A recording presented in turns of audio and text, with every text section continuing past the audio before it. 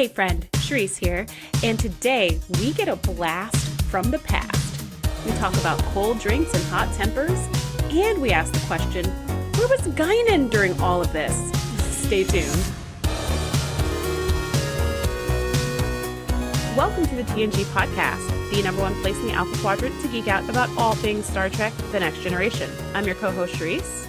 Hey, I'm your co-host, Andrea. Shereese, today we're talking Season 6, Episode 4, Relics. This episode is written by the great Ronald D. Moore and directed by Alexander Singer. The Enterprise discovers a ship that crashed on a Dyson sphere more than 75 years prior, with a single survivor suspended in the transporter buffer. Captain Montgomery Scott. Woohoo! Yes, which is, anybody who's listened to us for more than like 3 episodes probably knows how completely ignorant we both are about the original series. Yes. Because both of us have seen parts of things, but we were never like going episode by episode. And I've seen all the movies, but I haven't seen, I don't think, even one of the TOS episodes from beginning to end. Oh, wow. Yeah, I don't think I've seen a whole one. Actually, I just said, oh, wow. But then now that I think about it, I'm like, oh, God, I think me too. Right. So there's all these little things that, like I said, if you've been listening for more than 3 episodes, you probably know there's all these little things we don't know. We're just like, was that in the original? Was that in the original? We just don't know. Right. But we do know Scotty. We do know the characters and their significance. And like I said, I've seen all the movies, so I know kind of the relationships between the people. Yeah. And I just have to say about this episode, first of all, it's so good. And as a scientist, I was just like, my mind was drooling just with all the techno babble in this episode. I buy it. Yes. It all sounds legit. None of it sounds fake, even though all of it's fake. None of it sounds fake. It sounds real. And one of my favorite things about having Scotty in this episode is that, to me, this is the perfect crossover episode. This is what unification with Spock should have been, an episode that was really, really good and engaging and had a character from TOS. Also, in the pilot episode, we had Bones for like 10 seconds at the end of the episode, and he was all like old and decrepit and walking down the hallway, and he was like, Enterprise is a good ship. It's a good name for a ship or something like that. But again, it didn't have that, like, even not being a super fan of TOS, it did not have that nostalgia factor. For me, either of those episodes. Unification was just boring and awful. And then seeing Bones for a second, you were kind of like, wait, is that Bones? But this one, you're like, oh my gosh, it's Scotty. Oh my gosh, crap, it's he's Scotty. In there and he's doing engineering stuff, which is exactly his zone. Like, it's just, this is what those should have been. That's the thing about Bones, where like Beverly just walked him down the hallway. He wasn't doing any medicine, right? Right, because like, he's very retired. He was like a billion years old at that point. He was there when that star was formed, okay? Like, but this one is, Scotty is engineering. He's engineering Scotty, and we love to see it, which, by the way, because Paramount Plus has acquired all of Star Trek, at this point, at this point. As a teacher, we get winter break coming up for Christmas and Hanukkah and all that. And it's like 2.5 weeks. And I am going to watch all of TOS. There's only 3 seasons. But I was like, well, I need something great to like binge watch. And I'm like, now that, because TOS wasn't always that easy to find. So I'm like, well, now that it's on Paramount Plus, it's like, awesome. Like, I'll take care of this like in one fell swoop, which, by the way, I did not know this until just like a few years ago, but the TNG theme song is actually the same theme song from Star Trek: The Motion Picture, like the first movie featuring the TOS gang. So when I heard the movie like intro, I was like, what? Why is it playing the TNG? Like, dun, da, da, da, dun, da, da. I was like, what? And then I was like, oh. That's and what then happens I hung when we my watch head things in out of shame. time. Like, how did I not know this? There's so many nuances we don't know, but there's so many random things we do know. overall, I'm excited about you watching TOS because now you can answer all these questions that we always have where we're like, was that in the original? You can be like, girl, oh, I may yes, make it, it 5 episodes in. I may make it 5 episodes in and be like, this shit is so cheesy, I can't handle it. Like, I feel like TOS is very like cowboy and space type of stuff, but TNG is like science exploration, like real, you know, the sets don't look like shit you can jerry rig with some carpet and like an old like window curtain. Yeah, but I think the sets were probably very cool for the time. Like, I know they were cool for the time because they still look cool. Like, they still look cool. And given what people's concepts of space were at the time, like, it makes total sense to me. Like, it looks cheesy in comparison, but like on its own, I think it was perfect. What were your initial thoughts about this episode overall? My initial thoughts before you got started. Before we watched this episode, my initial thoughts were, yay, Dyson Sphere, Scotty, alcohol, TOS branch, just all of it. Like, this episode is a like hallmark TNG episode. It has that nod to TOS, but at a point in TNG's history where it doesn't need to give a nod to TOS. You know what I mean? Like, the first couple episodes are like, oh, they're just remakes of like the original series because they're trying to draw the original series fans into this like new iteration. But TNG is so spectacularly strong now and bigger than TOS ever was. They don't need to give us a nod to TOS, and here they do. And even for someone like me or like you who didn't watch TOS, we know Scotty was part of the original crew, and so it's still delightful to be like, oh my god, he's still like around and kicking and getting into like adventures. It's wonderful. What were your initial thoughts? Yeah, so I already gave my initial thoughts, but I mean, we kind of had like an explosion of excitement in the first 5 minutes. Yeah, we haven't accomplished anything, girl. Welcome to the podcast. Let's just start over. Okay. This episode is it's perfect, and I'm so excited to get into it. So excited. So let's jump right in. We start on the bridge, and we're getting this kind of cold open with Captain Picard explaining where they are and what they're doing. So actually, no, we start with like a close up on Data, and it looks very intense. And he's saying it like jumped right into the action. And he's saying that there was this distress signal coming from someplace near them in space. So they jumped out of warp to see what it was. And he realized that it was this ship called the Genolan that disappeared 75 years ago. And so they were like, that's weird. Let's kind of go and explore. And as they get closer to it, they find that there's this object that it looks like a ball, a steel ball. It but looks like the Death Star to me. Yeah, it's like dark gray, black, like ball. Yeah. What I really appreciate about the dialogue around this visual is that they tell us how big it is. Now, you and I have had this conversation before on the show where it's really hard to see perspective in space because you're just kind of looking out a view screen and everything looks exactly the same size. So like all the ships look exactly the same size. Cosmic string, anyone? Right. The cosmic string that's like 1,000 feet wide when they say it's like 1 micron. And you're like, that doesn't track. No, that's not. Every ship looks like the Enterprise. You guys must zoom way the fuck in for this. Yeah. Okay? Yeah. Zoom out on this view screen. So every ship looks like the Enterprise until they're side by side. And you're like, oh, that's bigger. Oh, that's smaller. So with this sphere, it's not next to anything. So there's no frame of reference. But yeah, use the dialogue to let us know that this is as large as the Earth's orbit around the sun. And I was like, whoa, like that totally gave me a visual. And I was like, that's really big, right? Because it's like wrapped around the freaking sun. So it includes the sun and all the space between the sun and the Earth. I was like, wow, that's 93 million mile radius. Yeah. It's huge. And then later on, they say it can fit 250 million M-class planets, which is like Earth's. Like, it's massive. That number I can't even comprehend of. Yeah. But like, what a cool idea. So anyway, they're seeing this sphere and they're trying to kind of figure out what it is. And then one of them says, could this be? Is this a Dyson sphere? And I was like, it's such a cool name. I love that name. It's just, I don't even know if this Dyson person was a real person.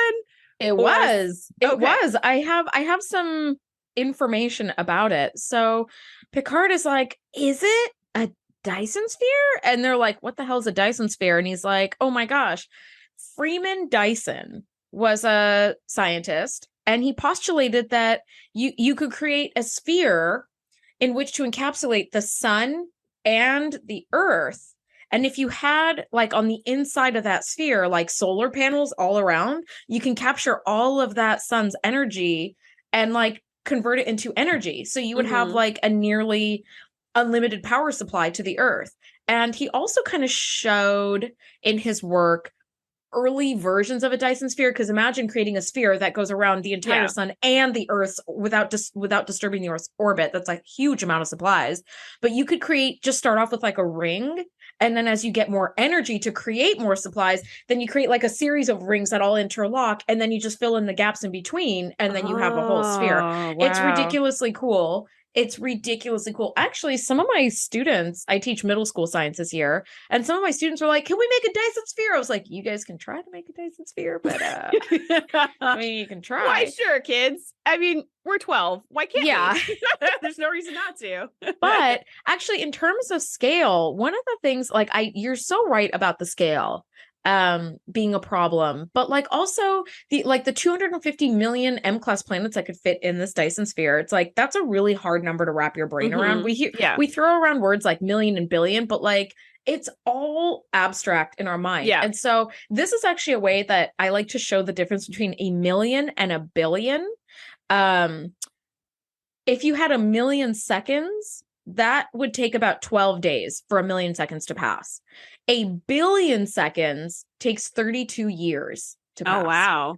So like just the scale of how huge that is like, and the difference, because kids are like, million, billion, what's the difference? You're like, ooh.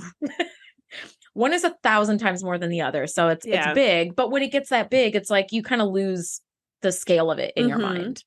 Anyway, this is when I saw the Dyson sphere, I was like, here we go. And I really wanted Picard to say, that's not a planet, it's a space station. But I was like, wrong universe. Okay. Wrong universe. Yeah, the science described in the first 2 minutes of this episode. Oh my God. Because I checked the time. It was like 2 minutes and 14 seconds. I was like, my mind is already blown. Like, I am satisfied. If you don't say another jargony word for the whole episode, I'm already like, yes, I'm in. This is very, very cool. And it's not even technology. It's real science. It's real science. Oh my God. It's so good. Which I didn't even know it was real, but it sounded very real, which made me happy. It is, yeah. And I mean, and what I love so much about TNG is that even the technology checks out. So the fact that they base this whole story around this theoretical device is like, oh my God, all of it's so good. Well done, writers. Right? Worf detects that the Janolan seems to be, or the distress signal at least, is coming from the northern hemisphere. So they take, Riker and Worf and away team find the Janolan, and it's like just marginally functional. And Geordi comes, up with the away team, and he's like, that's so weird. Like the transporters are still online, but like, why would they still be online? Right. And he's like, wait a minute. It's also set to like diagnostic mode. So the pattern keeps like recycling over and over again. Like, and all the like auxiliary powers pumped into the transporter. It's like, taken away from everything else. What is going on? If I were Scotty, I would have left a note. Be like, don't touch this. Or just like a P for Picard, right? Just put a big S for Scotty on the panel. Or like a bottle of whiskey or something. I don't know. Right. They don't have paper in the 24th century. So, but he could have left a data pad or those little black boxes that we saw in season 1 and season 2, where they were like, hello, whoever's reading this, whoever's watching this is what happened to us. But I think from what we hear later, this was just one of those emergency situations. Like, we have to act right now. There's no time to do we only have enough time to see if this works and make it work. And that is it. Like, there wasn't even time to leave a message or anything. But yeah, so they're pushing the buttons, and Geordi's just like, what is this? And then Riker goes, wait a minute, and they're pushing the buttons and they go, there's a pattern in here. There's an intact pattern that has almost no degradation. So Riker's like, you don't think, could someone have possibly survived for 75 years in the transporter? And Geordi's like, well, only one way to find out. Boop, boop, boop. Like, let's materialize it. Whatever it is. Security measures, nah. That's where I would have been like, let's just go ahead and set up a force field around this transport pad just in case. Worf, buddy, I know we had you on the air conditioning system, but could we get you back here for a sec? Can you just have your phaser out? Yeah. Yeah. But no, we didn't do that. We're like, security be damned. Boop, boop, boop. Materialize. Let's just see what happens. Famous last words. But yeah, so they are like one way to find out, and they hit transport, and the pattern materializes, and it's Montgomery freaking Scott. Not that that's a spoiler for anybody listening, because we've been talking about it for 15 minutes, but I just wrote in my notes, oh shit, oh shit, oh shit. Like, I was so excited. And you see him, and you just see him looking so miserable, and he's got his arm in a sling, and then boom, it goes to commercial break. And I was like, this is what commercial breaks are supposed to do. This there right here. This was what Captain needs a vacation. Commercial break. No. Boo. Yeah, boo on that. No. We're talking about the Captain's Holiday, which had the stupidest commercial break. So dumb of ever. Which if they would have waited like 30 seconds before or 30 seconds after, it would have been a better hook. Yeah. Than the time they picked. It's like going to commercial when like baby's cranky. You're like, okay. That's what babies do. Yeah. Well, we come back from commercial break, and because it's Paramount Plus, the screen just went black and then went back to where I was like, that's cool. That's fine. That's fine. No commercials. So he gets off the transport pad and he's like, Franklin's still in there. We've got to get him out of there or whatever. I'm not going to even try his accent, but he's like, we got to get him out of there. And as he's fiddling around with the transporter, it turns out the pattern has degraded too much. And there was no saving him. And I was like, oh, Franklin. It's super sad. And I was like, can't Beverly do something with that? Pulaski did something with that. There was always some kind of like memory in the buffer or memory from the last transport and all this stuff. I was like, I feel like they could have done something. I feel like, couldn't you solve death with the transporter? Somebody dies. Yes, you can. And you go back to let's say somebody dies in like an explosion in astrometrics or whatever. You go back to the transporter from their transport like yesterday and you rematerialize them. And then you're like, ta-da, you're not dead now. I mean, you are dead, but you know. But this version's not. Yeah, the prestige kind of thing, right? Like, yes. But I feel like that would open up a whole can of worms. Anyway. I'm going to say yes, you could absolutely do that. Right. But they never take advantage of that. They just show us these weird transporter things and go, wasn't that weird? And they keep going because that would add a lot of problems to and the there's an inventor who's like, wait a minute, can't we capitalize him? And they're like, Mr. LaForge, airlock him. You're like, okay. Right, airlock. Because we would have so many fewer orphans if we could just be like, beep, beep, they're back.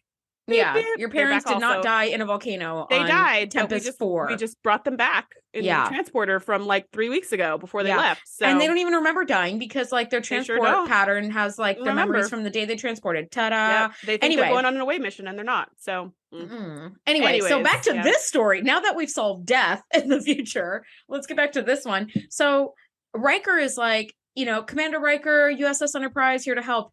And poor Scotty's like, the Enterprise! I bet James Kirk got the old girl out of mothballs for this one. And I was like, oh. Yeah, this is the sad part. Whenever there's these episodes, these anachronistic episodes are always so heartbreaking for me because I always think like, oh my gosh, everyone you've ever known or loved is probably dead now. I mean, he's been gone for about 80 years. So there could still be some people who were like babies who are now 80. But like in the other episode in Neutral Zone in season 1, we had people who were, it was like 400 years or something. Yeah. So it was like, no, you're not going to, there's nothing for you to come back to. And they're just so hard to, because of that, like that realization. However, surprisingly, that does not affect Scotty at all. The entire episode, he never mentions like, wait a minute, what about my family, my friends, my this, my that? He's just like, all right, well, I'm here. Let's keep it moving. He's very solutions focused and just moves forward. So, but yeah, he thinks that Captain Kirk is like on the bridge and Riker and Geordi are kind of like looking at each other like, we got some explaining to do. It's that classic line with the anachronistic episodes where they're like, do you know what year it is? And you're like, oh. So, and I think he asked too, he was like, how long has it been? They're like, 75 years. Yeah. Like a really long time. Super sorry. Yeah. Now, aboard the Enterprise, Scotty sees all kinds of differences on the new ship. I particularly love how he calls Geordi Mr. LaForge. It's the way he says it, Mr. LaForge. It's great. It's great. I can't quite nail it. I mean, his name is Geordi LaForge, but like, there's just, I don't know, there's some sort of way that he says it that's like, it's not quite right, and it's adorable. I don't love how he calls Dr. Crusher a pretty doctor. I was like, I think he's comparing her to Bones, though. I mean, yeah, but like, also, it's like when you see older men particularly who kind of like pat the girl on the bottom to be like, you're gorgeous. And you're like, please don't, this is not, maybe this is the unacceptable behavior you did back in the day, but so many people did it that like it was seen as normal, but like it's really, really unacceptable. Like, I don't know, but he called her pretty. That to me was not the same as patting her on the butt. No. It's definitely not the same. Like that other anachronistic guy did. That's exactly what he did. He pat her on the butt. Totally and I was did. like, what the? Yeah. And she was just like, sir, or whatever. I was like, sir, this is not 1953. This is a you better swing on him. Yeah. And let him know. Like, yeah. Yeah. But anyways. But yeah. I don't know. I was fine with it because she kind of smiled and I was like, oh, well, he shot his shot and it didn't go anywhere. And he got shot straight down. Yeah. And it went to the gutter. Yeah. It was a total gutter ball. But thanks for playing, Bones. Or sorry, Scotty. So Captain's calling for a full spectrograph analysis on the Dyson sphere.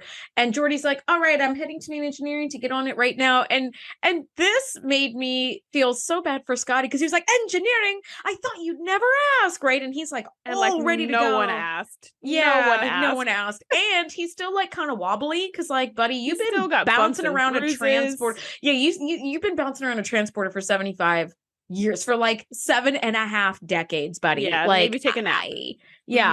Might be time to like rest for a few hours. And you just see Geordi's face, right? He's like, well, and Bev comes to the rescue and is like, hey, you've been through a lot, and like kind of what we just said, you need to take like a nap, have a little snack. And maybe later on Geordi can give you a tour or whatever. And Geordi's just like, thank you, Beverly, and he's like, all right, fine. Yeah, so he's really bummed. Kind of he's bummed because he's like, oh, we're, an engineering problem. I'm your man. And they're like, well, you were the man 75 years ago, but you kind of don't know any of this stuff. And so Geordi's very much treating him like an ambassador or something. Geordi's treating him like a visitor, like a very, special visitor, but not like we're going to hand you a wrench. Like that doesn't seem to be part of the plan. So some random ensign takes Scotty to his quarters. She's going to show him around. He's totally blown away because it's like 8 times bigger than anything he's apparently ever seen before in a ship.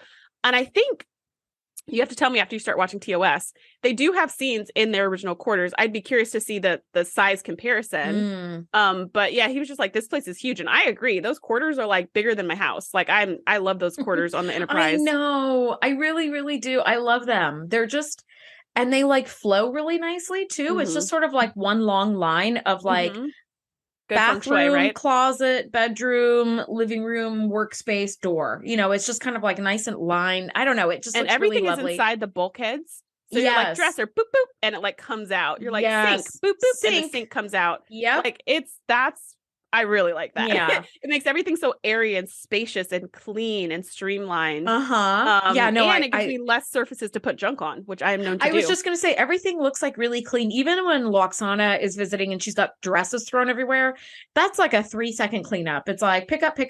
You're done. Everything looks spotless again. It's lovely.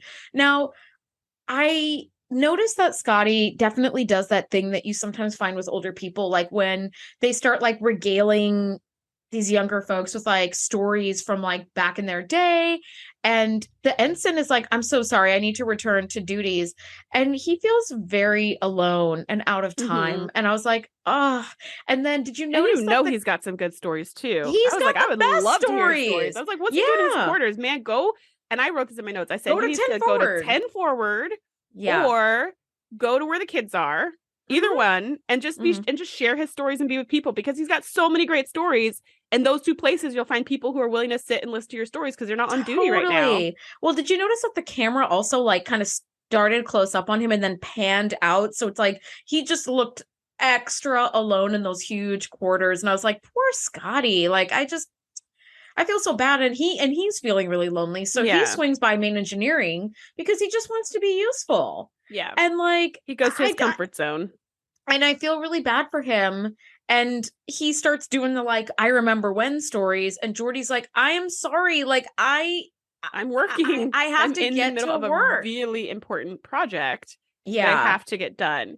Yeah. And I mean, I feel bad for both of them because Geordi's like, damn it, this is not the time for like story time. And like Scotty's like, I just want to be useful, and he kind of has this like moment with Geordi where Geordi's like, I've got this project I said it would take an hour, and Scotty's like, how long is it actually going to take? And he's like, an hour? Scotty's like, you didn't actually tell him how long it would take. And I was like, that's a great hack, Geordi.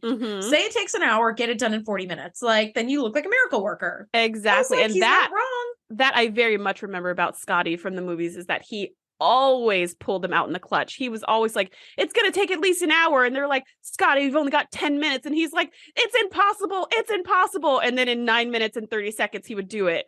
And they were always like, you're such a miracle worker. And he'd be like, made it again. And that was like this trope that was always like Scotty pulls out in the clutch. He always gets it done in less time than he says. So here we finally get the solution to that problem of how is he able to do that? He just never tells the right amount of time. He just always lies about how long it's going to take, which is so hilarious. And then it's great to see that juxtaposition between him and Geordi, because Geordi would never do that. He's always going to tell you I think this will take 3 hours and 6 minutes. And if it takes more or less, I'll let you know at the 2 hour mark. He's very on top of it, which I think it's so fun to see how the writers took these two different characters and went in very different directions. The same thing with Captain Kirk and Captain Picard. Captain Kirk was very much like a ladies' man. And when they revamped the series for the spinoff, they did not want the captain to be the ladies' man again. They wanted to mix it up a little and not do the same thing all over. So that's why they made the first officer the ladies' man instead of the captain. They're kind of mixing up the roles. So similarly, the engineer is not he's extremely creative and finds these really out of the box solutions all the time, but he's also very like honest and regimented and logical and all of this stuff. He's not so artistic, I'll say, as Scotty was. Which is just so fun to see them together. It is. And he's trying to let him help because he's like, I've been an engineer for 52 years. I'm sure I can still be useful. And Jordy's just like, okay, we'd love any help. But then he starts talking about, he starts running around touching things and pushing buttons and setting things off. This is a mistake. The dilithium crystal and being like, this is about to fracture. This is about to break. And Jordy's like, listen, I would love to explain to you how everything is just fine. But I don't have time for this. And Scotty just blows up on him and is like, listen to me, Mr. LaForge. I was driving starships while your great grandfather was in diapers. I was like, that's a good line, man. That's rude. And Jordy just was like, just rolled his eyes and looked away. He didn't have anything to say that, but he also didn't have time to talk about this. So he really didn't. He didn't. So then he even said, like, I'm trying to be polite. I tried polite. I tried this. I tried that. Listen, you're in the way, which is such a hard thing to say to somebody. And of course, Scotty didn't take it well because it's a really hard thing to hear. So he storms off and he goes to 10 forward, which, let's all be honest, he should have been there in the first place. This is one place where I have a problem with this episode. This episode could have been absolutely flawless and perfect had Guinan been in 10 forward to talk to him. That's what I couldn't remember if she was there or not. Wasn't Guinan in this episode? Yeah, she should have been. I don't know who needs to be beheaded for this, but somebody made an epic mistake. Okay, fine. Nobody needs to get beheaded, but like somebody needs to get retroactively fired for this. Then, like, where was Guinan for this? This is exactly who he needs. Like when he walks into 10 forward, a listener. He needs a fucking listener, for Christ's sake. Who is better than that? Better at that than her. At that than Guinan. That's true. I didn't even think about that. I thought more. I didn't even think about that. And you're absolutely right. That's exactly who he needed. Where was she? He needed Guinan because she could give him perspective. Like she's the one who could be like, you still have miles to go. How do you fit in this world now? And how can you still be amazing? Like she would have given him that kind of guidance. But you're absolutely right. She would have also just listened to him, just made him feel like he matters because she would have listened. But instead he got Data. And I love me some Data. And Data's not Guinan. Guinan is Guinan. Nobody will ever be Guinan but Guinan. Yes. And like, this really, like, this could have been. It was an oversight. The best TNG episode of all time because you have the like personal touch with Guinan. You've got the nostalgic with Scotty. You've got the science with Dyson Sphere. It's like, this would have been freaking perfect. And it is one of the greats. Don't get me wrong. But without Guinan, there is a hole there that could have been filled in. Now, Scotty goes to 10 forward and he asks for a whiskey and he gets served synthahol and he's like, what the JP Morgan is this? Like, this is trash, right? So, and so Data comes over and I wrote, oh, Data being a bartender again. This is super cute. And that's why when he said there's some non-synthetic alcohol behind the bar, I was like, oh, he probably remembers from that time when he was a bartender exactly where guys. Is he going to make a Sumerian sunset also? Yeah. And I love the traditional style. Yeah. And I love that Data explains it's synthetic alcohol. It has all the taste and all the aromas and all the everything of alcohol without getting you drunk. And Scott's like, what's the point then? Then what is the point? Like, nobody drinks alcohol because it tastes really great. Synthetic people. Yeah. Like, rolls his eyes. So he wrote not the time. Synthetic scotch, synthetic commanders. And I was like, oh man. If I were Data, I would have been like, fine, drink your synthahol alone. Goodbye. But that's not Get out Data. of my life. Yeah. That's not Data. So he gives Scotty. I love how do you see how Data described that alcohol? He goes, it is. He opens it, he sniffs it, it is, and he looks at it again, he goes, it is green. Yes. Well, and I thought, first of all, you're Data. You should be able to like smell every single chemical in there and identify it because you're Data. That doesn't mean he would know what the combination is called. That's true. But he would be able to be like, it's a fermented drink of blah, blah, blah, but whatever. I love that he does go, it is green. He gives Scotty the green liquor and Scotty takes a sip and he's like, woo, this is the good stuff, right? So next thing we see is a drunk Scotty cradling the bottle like a newborn baby. Yes. Going to the holodeck and pulls up the original, wobbling around the halls. And he asks the holodeck to pull up the Enterprise bridge. And of course, the holodeck being the holodeck is like, specify identification, specify year, specify. And he's like, ugh, just NCC 1701, no A, B, C, or D. Love that part. He goes, no bloody A, no bloody B, no bloody C, and no bloody D. Yeah. It's just like, okay. And there's the computer to be like, no need to have sass, sir. Yeah. Doors open. And I nearly fell out of my chair. It looks so good. It was so spot on. It was so spot on down to the sounds. And I actually wondered. Got me. It was those sounds. It was the sounds, and it was the buttons on the panels, and the colored lights that were like flashing, and it was like that sound. I was just like, oh, this is so cool. It's still cool. Yeah. It's still really cool. It's super, super cool. It just sounds amazing. It feels amazing. And it made me wonder, where did they pull the set from? Because the TOS set, there were multiple sets. There was like a traveling set and there was a couple other sets.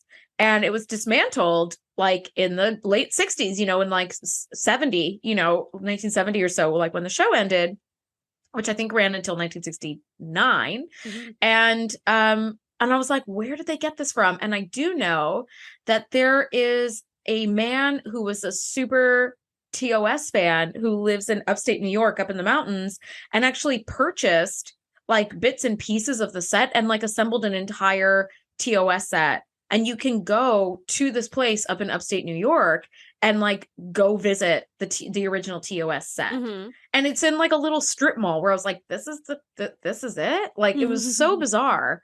But yeah, I wonder if they used that and they were like, hey, we're just going to like, I don't know how they did it, but I would love to know. If you know where they got the set from, info@thetngpodcast.com. I'd absolutely love to hear from you. One thing I do love is that Scotty keeps trying to talk stories to people and no one wants to listen. They're busy. It's not just that. It seems like people would listen if they weren't busy, but he's just like not picking the right time. But here's the perfect person. The captain of Enterprise D gets off his shift and he's like, I just wanted to come and see how you're doing. And he sits down, he drinks the drink, and Scotty's like, I'd be careful, it's pretty strong. I love that. Scotty pours him a full drink. He's like, do you want to join me? And he's like, sure. He pulls him the full glass and hands it over. And he's like, I don't know what it is, but it's very strong. Be careful. And Picard just downs it in one gulp. And he's like, Aldebaran whiskey. Who do you think gave it to Guinan? And you're just like, oh, Oh no, it was wonderful. It was wonderful. I love like what an absolute baller he was. Like he didn't even wince or anything. It was like like drinking lemonade. Sippy sip, like you thought he would, like what Scotty was doing. He was like, and Scotty was already wasted, and he was just taking little sips. So Picard's tolerance for real alcohol is somehow high, even though they're flooded with synthahol all the time, and you never see him drink anything but tea. Right, but whatever. He's just a solid steel man, I guess. But here's where I love the humanity that Picard shows Scotty.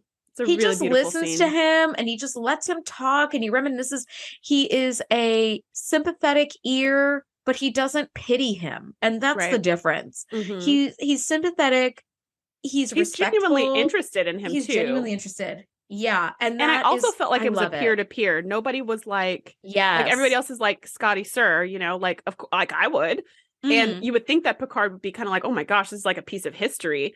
But it's very much peer-to-peer. It's like they're old buddies already. And it's like captain to captain, like just talking about their old ships and they're, sharing stories. And there's no separation there, which is really beautiful because that's what Scotty needs right now. He needs a peer. He needs a friend. He needs a peer. And he talks about how the Enterprise D is a fine ship, but it's so fine-tuned. He said, on the original Enterprise, he could tell what speed they were traveling at just by the vibration of the floorboard of the deck, the deck plates. And he's like, and I love that Picard asks him, he's like, what do you think of the Enterprise? Like, what's your honest, thought assessment or whatever? Like your honest, thank you. What's your honest assessment of the Enterprise? And Scotty does tell him like it's a fine ship, but it's like so fine-tuned, it's so machined. Like I feel that way too. I drive a Mini Cooper and I can feel how fast I'm going. But if I ever drive my mom's car and my mom has a fancy Mercedes, I'm like, I could be going 8 miles an hour or 150 miles an hour and it feels the same. And it's weird. I don't like it. See, I'm the opposite. When I drive my stepfather's car, which is, we call it the Beast. It's like this big gas guzzling SUV versus I can feel everything versus when I drive my car, which is a tiny little, it's nicknamed Geordie, but sometimes I call it the Blueberry. It's a tiny little electric car. It's like the size of a blueberry. That thing feels like driving on a cloud. And like, I love that. Like, I mean, I can't really tell how fast I'm going unless I look at the monitor, but I just love it feels so smooth. Yeah. And it's like, it doesn't have that sound because it's electric. So it doesn't make any of the sounds, any of the exhaust, any of the smells and all the stuff. I personally love that. But I have friends who are the exact opposite. They're like, I need to feel my car is a car. So I get that. I want my car to feel like a spaceship. I'll tell you as well, though, like I have a lead foot. So I need my car to kind of tell me with feedback that I'm going the right speed and I don't need to go faster. Because if I drive my mom's car, like my mom has had some medical stuff lately, so she can't drive. So I'm like, I'll just drive you, and if we have to go somewhere where we need more space than just like a Mini Cooper, I'm like, I'll drive your car. And she's like, okay, here's the keys. And I'm going, here I'm going 80 miles an hour. And I'm like, oh my God, I thought I was going like 50. This is weird. Like, I don't like it. I don't like it. I will say, one of our mutual friends who visited in town, we watched Mad Max Fury Road a couple nights ago. And she was like, that's what I feel like driving with Andrea in her car. Because I'm like driving a war rig. Well, no, I mean like a Mini Cooper that's just like speeding. It's like I kind of drive like the Italian Job. I'm just like everywhere because it's a small car that's fast. Why wouldn't I drive fast? Let me tell you who's listening. The Enterprise D, it wouldn't work for me at all. It wouldn't work for me. Let me tell you who's listening. Andrea, when she does these like crazy moves in her car, she goes, tiny car power. Yeah. Like she activates the car. I do. I say small car powers. It can do anything, get on and off the freeway fast, find a great parking space, like merge lanes. Yeah, she activates the powers of the car and it's pretty spectacular. I really do. And I go, small car power. But then, what's really funny is I pulled into a parking lot yesterday in the grocery store and somebody's driving a smart car and I was like, that car looks so stupid. I was like, what? Even smaller car power. So dumb. Yeah. They can just drive around inside the store and just grab things from the shelves and throw it in the front seat and drive to the next lane. We're a mess today. Sorry. Wait, this is different from any other day. So So they're having this great heart-to-heart talk, which I love. And Picard realizes that Scotty's feeling like he doesn't fit in because Scotty says, I don't fit in. And Picard says, well, we have some schematics you could study, and is basically saying you could catch yourself up on 75 years of technology so that you can get back to work. And Scotty's just like, I'm not 18 years old. I can't start over like some cadet, which good on him for realizing his limitations. Like, he is brilliant. And I feel very similarly. I have a lot of education and a lot of degrees. And when I was teaching, I started when I got all these degrees, I started teaching college, but I eventually went to teaching high school and then middle school. And when I was teaching middle school, I was teaching at a private school, same place that Andrea currently teaches at the time of this recording. And I don't have a credential because I was teaching, college students. And for that, you need a degree and not a credential. You were teaching university. So so since I didn't have a credential, there's a lot of things I can't do. Like, I can't teach at public school and blah, blah, blah. And I remember a lot of my teacher friends were like, just go get a credential. Like, I can take the test and pass the science test in like 10 seconds. Cause I took a practice test. I was like, oh my gosh. Yeah. I mean, I teach this at the college level. So easy. But I still need to do the student teaching and yada, yada. And I was just like, look, I am not 20 years old. I cannot go work for free for 2 years so I can earn this certificate to sit. I was just like, I am at a point in my career where I am not an 18-year-old cadet. I cannot go back to the academy. Like, I feel the same way. And that's Scotty, right? Like, he's just like, I'm not doing that. Yeah. So but the sad, which good on him. But then the sad part is he's just like, so there's no place for me. And he just kind of walks out. And really that's not true. sad. And that's not true. And I also was impressed that he goes, this is a fantasy. Because apparently they didn't have holodecks on the original series. My cousin told me that because I asked. I was like, did they? Because we don't know. And he was like, no. He was like, that was a big deal. So they didn't. But he goes, this is a fantasy. And I'm just trying to hide in it. Computers, shut this bloody thing off. And I was like, wow, because again, if I was an anachronism and I had the technology to bring back my reality, you better believe I'd be at that holodeck 24/7. He could have recreated all his friends from the bridge crew. He could have recreated everything and just lived in a fantasy. Yeah. And he chose not to. And I was really impressed by that. Well, it is really impressive because there's a lot of people that would happily hide in that fantasy because it's comfortable instead of facing like the harsh reality. And I really appreciate that he is a harsh reality person. So am I. I am one of those like very like brutally honest people that will just tell you like, this is a lie. Like, you're just hiding in a lie. Like, are you really living to your potential, Scotty? Or are you, and I think also like when you get to a certain age, your life kind of becomes more about like remembering really great memories instead of, you're reliving great memories more than you are making new memories. Right. And because this is the year that it is, like, he's not dying anytime soon, so he's in like perfect health for the most part. Like, he's just old, but like, that's fine. And like, he has a lot of miles that he can still travel, or he can choose to hide in the holodeck, and he chooses not to. And I love that he sort of hits that wall where he's like, this isn't real.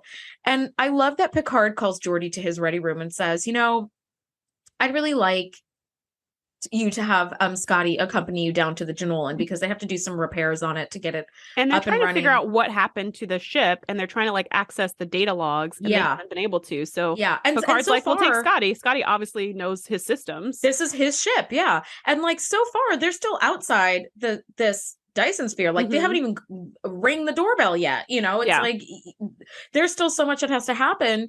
And Geordi's like, okay. And Picard's like, look, one of the most important things in a person's life is to feel useful. I'd like him to feel useful again. And I was like, oh, and I love that he says, this is not an order. It's a request. Yeah. And you can feel free to say no, because Geordi was like, okay, great. I'll get instant so-and-so on it. He was like, I'd like it to be you personally, Geordi. This is a request. It's not a command, but people need to feel useful. This is why Captain Picard will always be the captain of my heart, because this is the kind of, like, he does the hard stuff that needs to be done that no one wants to do. He makes the hard calls that result in people's deaths sometimes. And he recognizes, he will take his time to go and talk with Scotty because he's genuinely curious about how the man is doing and trying to make him feel useful again. I was like, oh God, he's just so great. Now, Scotty shows up hungover AF the next day to be down with Geordi. Which you got to imagine Geordi has never seen before in his life. Because since the hall's been around for, I think Data said for like 50 years or 100 years or whatever. Synthahol has been a thing in all starships for all of Geordi's life. Yeah. So he just was like, wow, you don't look well. You look sick or something. And Scotty's like, I always say never drink before, something he says to point to the fact that he has a hangover. And Geordi has no context for this statement. Yeah, he's like, I don't know what that means. Yeah, he's like, just get on the transport pad, whatever. He's like, all right. And I thought to myself, is there hypo spray for this? There's got to be a hypo spray for hangovers. There's got to be. If this day and age, people are all like, oh, just eat toast, just drink raw eggs or whatever the F people say for hangovers nowadays. If people have those homemade cures right now, in the 24th century, there's got to be a hypo spray. There must be. Right along with the synthahol. Like we made them at the same time. Right there. Yeah. So. Now, meanwhile, Geordi and Scotty beam down, and I'm kind of bummed that they don't share their plans with Geordi, where they're like, we're going to check out this Dyson sphere while you guys are doing these repairs. We'll be in contact. No, they just decide to ring the doorbell on the Dyson sphere, which is a bad move. Because as soon as they hail the sphere, they come to this like huge hatch, which is like a circular doorway, kind of, it's an airlock. But considering the size and scale of this sphere being, 200 million miles around in diameter, that door must be the size of like 20 planets. I don't know. It's huge. Anyway, so as soon as they hail the sphere, tractor beams activate and the hatch opens and they're just yanked inside. And it's like, uh-oh. So they're like, full reverse. And they're like, nope, we're going in. Yeah. They notice that there's some communications arrays on the far side of the sphere. So they go to check it out. And then they hail the communications arrays because they think there might be people living inside the Dyson sphere because you can't scan inside of it. They can't see what's going on inside of it. It's like a lead ball. Yeah, so they're like, well, we'll just like hail it so that way we can communicate with whoever's inside the sphere and find out what's going on. And for some reason, when they hail it, they get sucked in by the tractor beam, and their equipment is incompatible with the technology of the sphere. They cannot fight it. They can't stop it. They can't do anything. It pulls them in. It snatches them in. It closes the door. It drops the tractor beams, and they're basically just slingshot into the middle of this Dyson sphere. And they were like, what happened? Meanwhile, Geordi and freaking Scotty are like beep beep beep trying to figure out stuff on the ship. Wait, what are they like? What are they like? Just like beep beep beep. And while Picard and the ensign is like, sir, that momentum is still carrying us. Our engines are still down from us like reversing as hard as we can. And it's heading us directly into the star. Yeah, they burned their tires, and now they're being slingshot directly into the heart of the freaking star. And Geordi and Scotty have no idea, not that they could do anything about it, but they can't even worry at this point because they're just like screwing things in and looking around, and everybody else is like turning on a light switch. We have like 1 minute and 10 seconds before we're burned up in the sun. Yeah. That took a turn very fast. Yeah, it took a really fast turn. Here's a couple things. Did you notice that as soon as they were slingshot inside the door and the door closed behind them, the view screen shows like a cloudy sky that they're just like blazing past a bunch of clouds. And I was like, you're telling me you have 200 million miles of like Earth atmosphere, like a blue sky and clouds. Yeah. But then did you also notice, girl, that like it's a hollow, so Dyson sphere is like a hollow ball, right? With the sun in the middle. This freaking Dyson sphere, like the walls, the inside walls has like mountains, oceans, cities, land. Like I was like, I am looking all 360 degrees and there's like upside down mountains and all this shit all over the walls. I want an origin story because turns out this Dyson sphere, because the star was unstable, so the Dyson sphere was abandoned. I want the origin story of this freaking civilization. Yes. Because it was like cities and grids and clouds and fucking mountains on the inside of this lead wall. I was like, what is going on? This is so cool. Before they go in and before they even scan the communications array, Data says there's an M-class atmosphere clinging to the interior. So the atmosphere was generated around the interior of the sphere so that people could live, instead of living in the 250 million planets floating around inside the sphere. Instead, they just made the internal of the sphere the same land.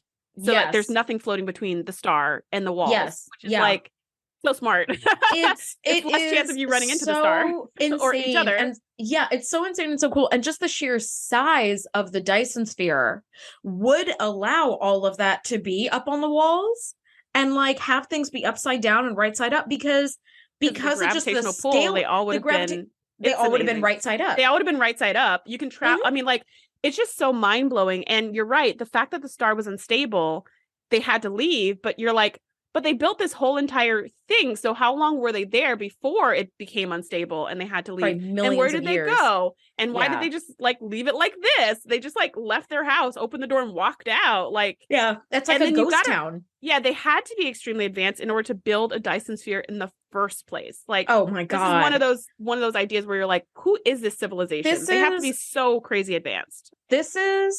I don't have an Oculus, but I do want one. So when I do get one, if I had an Oculus, I would want to like explore that whole space. Like, oh my God, it is just like the coolest engineering. It's super cool. Now, aboard the Jenolan, nothing is working. Scotty is seeing the parallels between him and the ship. It's obsolete and he's still feeling really down. And Geordi's like, hey, there's a silver lining in here, partially to make Scotty feel better. Like, you can get this thing up and running. And like a lot of the technology that this thing uses that's 75 years old is still in play. Like once we get this puppy up and running, like this could still be in service today. Yeah, he even says like it's just the external damage, like, or just the damage to the ship is the only problem. Like if you fix all that, the ship is going to run just fine and it's going to be fine. And Scotty's just like, yeah, but compared to the Enterprise, who would want to fly this hunk of junk? It's all old and da-da-da. And Geordi's like, just because something's old doesn't mean you throw it away. Like it still works. Yeah. And Scotty looks at him and then just smiles like, yeah. And he's like, okay. I got it. I got just because something's old doesn't mean you throw it away. It can still be good. Okay. Right. That's all I want to hear this entire episode. Thank you for validating me, somebody, for crying out loud. Yeah. And of course, it had to be Geordi. This is why Picard asked him from chief engineer to chief engineer. It had 100%. To be super brain to super brain. Oh gosh. That coming from anyone else. It wouldn't have landed. It wouldn't have landed. No. Now Geordi is like, cool. Okay, we've got some information. Let's report back to the ship. Geordi and Enterprise. Hello. They are gone. They're gone. Meanwhile, inside the Dyson sphere, impulse power is gone. No engines. The inertia from the tractor beam is going to slingshot them right into the sun. And they like at the last minute manage to alter their path a little bit so they don't go straight in. Like it buys them a couple hours of time. They have like 30% of impulse engines. Yeah. And so they turn on, they turn on the right side, turn off the left side. They basically turn like the rotor so that the ship tilts a little bit. And then it ends up going into a stable orbit around the sun, around the star. As opposed to crashing directly into the star. So definitely a win. And they pulled that out with like 30 seconds to spare or something. As they always do. It's as if Scotty figured it out for them. Like 2 seconds left. Now, and actually, then Riker just like breathes a sigh of relief and he's like, all right, I'm going to go see about getting our engines fully restored, which is great because now they have the time. Now that they're not going to burn to death, they have the time to restore the engines. However, there's like no escape. And Data's like, Picard's like, okay, great. You go do that. Data, find another portal. Like there's got to be a portal somewhere around here that's maybe still open.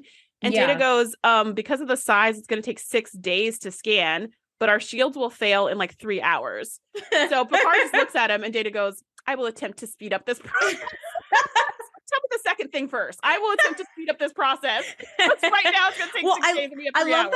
I love that Data took one look at Picard's face and was like, okay, I'm going to go ahead and just give this a try. Let me just try to speed it up. Now, Scotty's actually the one who figures out that they may have gone inside the Dyson sphere. And he's like, you know what? Let's, I guess they managed to get the ship like up and running.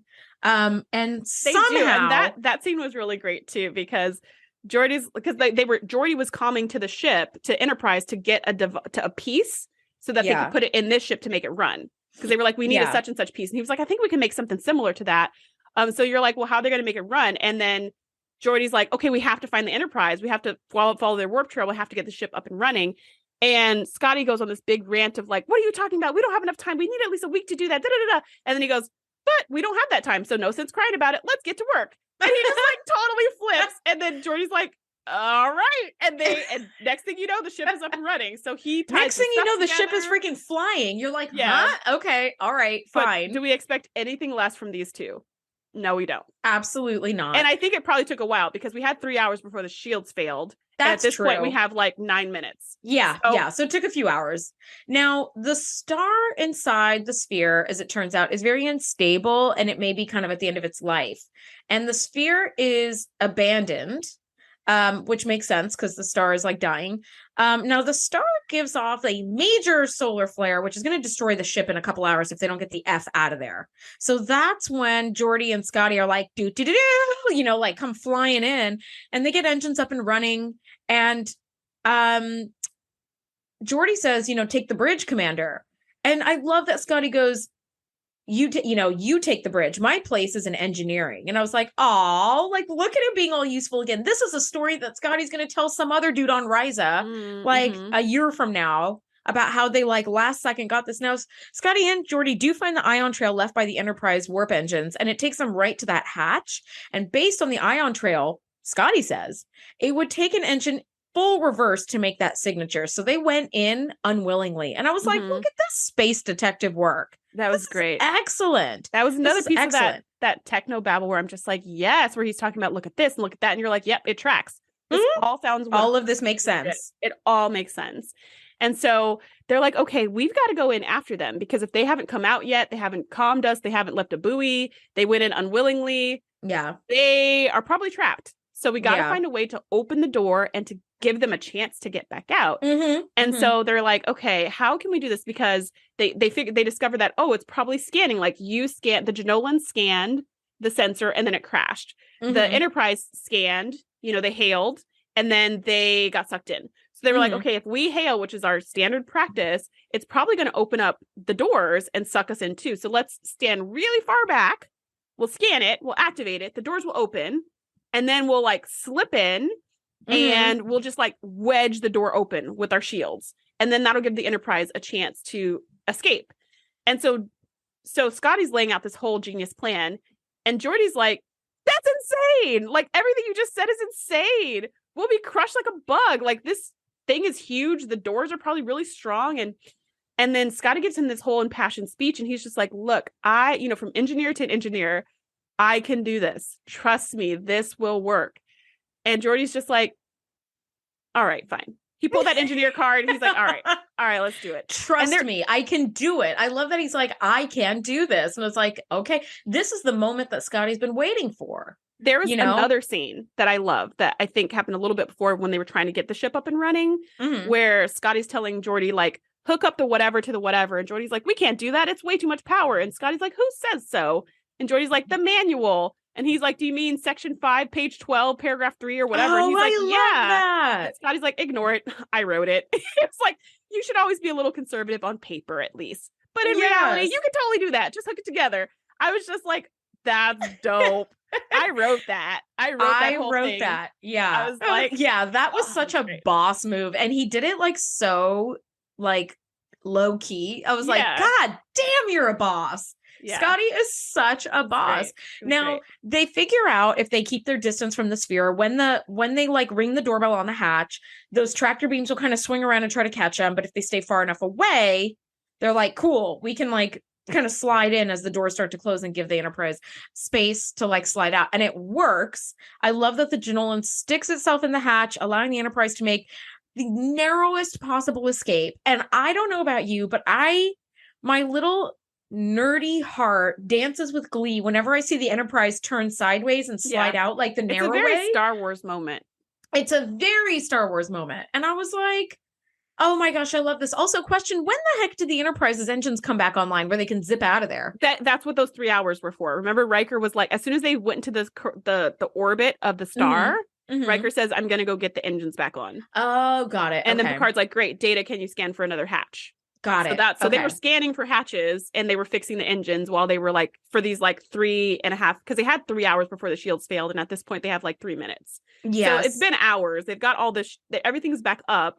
They just couldn't get out because they don't know how to ring the doorbell to escape. Yeah, they're out there like running their hands along the seams trying to find like a hatch. That's like, exactly what they were doing. Yeah. So they come in and they do this like the Star Wars move and they have to the like Millennium Falcon sideways like slide through. Oh, I love it. They have to destroy the Janolan because it's in the way, and as it was being crushed by the doors, the ship was like had a bunch of damage and couldn't the engines went down again, which the engines were held together with chewing gum and rubber bands anyway, so it wasn't going to take a lot to knock those out.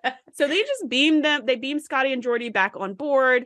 blew up the Janolan, slipped through the crack just as it was closing, and flew off into space with all being well. And I love that we turned to the transporter. They didn't do that tropey thing that you don't love when they're like, did you get him? And they're like, we got him, Captain. They didn't do that. They just go to the transporter room, and you just see Geordi and Scotty like, ha ha ha, that was awesome. Got it. You just see them like they just got off a roller coaster. They're like, that was great. High five. Yeah, let's go again.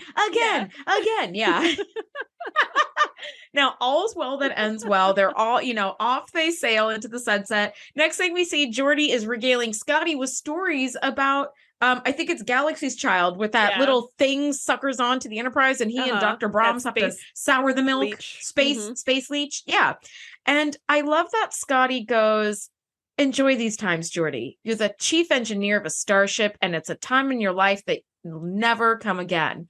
And when it's gone, it's gone. And I almost cried. I was like, you're so right. Like, you enjoy the good times, because when they're gone, and that's it. And like, you may have other good times, but you'll never be the chief engineer of a starship again, and it won't be the first time you're the chief engineer of a starship, which is what they were talking about in the holodeck with Picard and Scotty, that like, you never forget your first. Yes. Right. And so even if he's the engineer on many, many other ships in the future, which this is the flagship, so it's always going to be like a downgrade, but this is always going to be a really special moment. And so Scotty believes that Geordi's taking him to 10 forward for a drink, but actually they take a Yui and they go into a cargo bay. And he's like, what's going on? And we see the whole bridge crew there surprising him with a shuttle of his own. And he's like, you're giving me a shuttle? What the heck? And they're just like, well, Picard's like, well, I mean, since you lost your ship to save ours, it's the least we could do. And Geordi's like, it's not like the best ship. It's not the fastest ship, but it'll work. It'll get you around and it'll get you to the retirement colony that you were heading to. And Scotty's colony, just like, Scotty's like, that's for old men who are ready to retire. Maybe someday I'll go there, but not today, crazy kids. Tears for me. Yeah, tears. You just see like he's got this new lease on life now that he's done another exciting adventure. And he's like, wait a minute. There's still more exciting things for me to do. I don't have to go and sit on a beach and play golf all day long unless this was his ambition, which it's not, because he's an engineer. So he gets to go and like explore, which is so beautiful. And in this scene, as Geordi and Scotty are kind of like looking at each other and he's about to get on the shuttle, I couldn't help but thinking, I wonder if LeVar Burton was freaking out in this moment, because the whole reason that he joined TNG was because of Uhura in TOS and him seeing a Black person on television in a really positive light. And he was like, I want to be a part of that world. So when he got the opportunity to be in TNG, he was like, I'm in. I am totally in. Same thing with Whoopi Goldberg. Like, that's why she joined as well, because of Uhura in TOS. So like, obviously he was a TOS fan. So I wonder if he was like, oh my gosh, that he got to act alongside Scotty, right? Like, you're right. Like, who you was and I, like there with Uhura. Yeah. Yes. You and I have had the opportunity to talk to Garrett Wong, who plays Harry Kim on Voyager. And he was talking about his experiences with like Brent Spiner, who plays Data, and how he was like, but then he was talking about when he met Sir Patrick Stewart, who plays Picard, and he was like, oh my gosh, it's Patrick Stewart, right? So like, even as an actor in a franchise that you're obsessed with, there are still totally fanboy, fangirl moments, even for the actors in the show. So I just was wondering, I was like, I wonder if LeVar Burton's like, oh, it's Scotty. I'm next to Scotty. Hey, Scotty. You know what I mean? Be cool, man. Be cool. Like, I wonder that if and when I get a chance to talk to LeVar Burton, that's going to be the question I ask him. Oh my gosh. Right? So get ready, LeVar. That's going to be the question We're coming to ask you questions about your show that you were on 30 years ago that I'm sure nobody ever asks you about. I mean, but at the time of this recording, Picard season 3 is about to drop. And that's going to start I can't wait. All of the people from TNG, all the bridge crew from TNG are going to be together again for the first time in like 25 years. So that's super exciting. I can't wait. Well, as they say goodbye, Geordi and Scotty say their goodbyes. He's the only one left in the cargo bay. And Scotty says to him, a ship is only as good as its main engineer. And as far as I can see, the Enterprise is in good hands. And they shake hands and leave. And I was like, like sobbing as he takes off. And my final thoughts on this were, I love it. I think it was a major oversight to not include Guinan, because she would have been so wonderful in this episode. You're right. But overall, it was such a beautiful fun, sciencey, nerdy, exciting, even just like beautiful visually with the Dyson sphere, like civilization on the inside walls. Like so cool. What are your final thoughts? Yeah, same. I love how they address the issue of ageism on the show in general. Yes. And this episode in particular, every episode where we've addressed ageism so far, I love. I think they're great. And maybe it's because I'm getting older and I can appreciate it more. I don't know. But I just think they always make me think, which to me is what a good episode does. It sticks with you. It makes you think. It makes you reevaluate your life and your choices and how you treat people. Like, this is just a great episode. And my final thought was this episode's perfection. But now that you mention it, you're right. Guinan was missing. I mean, I did think where the F is Guinan, but I didn't think like Guinan, that was an oversight to not have her. Like, you needed her. So I will say this, I'll give this a 9 out of 10. As far as I'm concerned, Guinan is avocado. Okay. It makes everything better. Even ice cream? I don't know. I've had avocado ice cream before. It's not bad. I mean, it wasn't my favorite, but like it wasn't bad.